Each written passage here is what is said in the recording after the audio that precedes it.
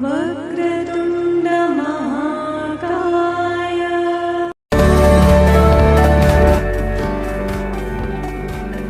Hello friends, welcome to our channel.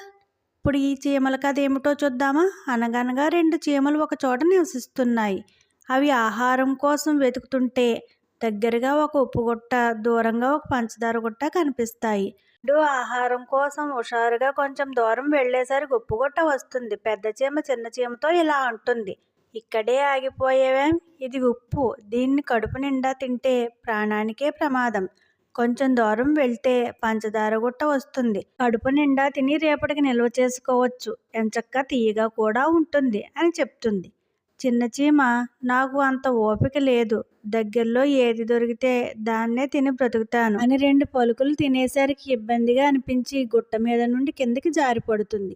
నిజమే, దీన్ని ఎక్కువగా తినలేము, అక్కడికే వెళ్ళిపోదాం అని పంచదార గుట్ట దగ్గరికి వెళ్ళి కొంచెం తినేసరికి పెద్ద చీమ ఎలా ఉంది అని అడుగుతుంది. ఇది కూడా ఉప్పగానే ఉంది అంటుంది చిన్న చీమ.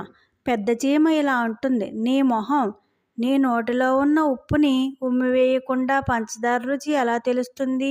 వెళ్ళి నీటిలో శుభ్రంగా కడిగి అప్పుడు తిను, దీని రుచి తెలుస్తుంది అంటుంది. చిన్న చీమ నీటిలో శుభ్రంగా స్నానం చేసి వచ్చి పంచదార తిని చాలా బాగుంది అంటుంది. 2 చీమలు కడుపు నిండా తిని వాటి నివాసం దగ్గరికి నిల్వ చేసుకుంటాయి. దీనిలో నీతి, అందుకే పెద్దల మాట వినాలి.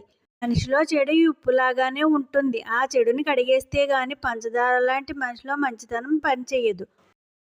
Please like, share and subscribe friends, and don't forget to on the bell icon.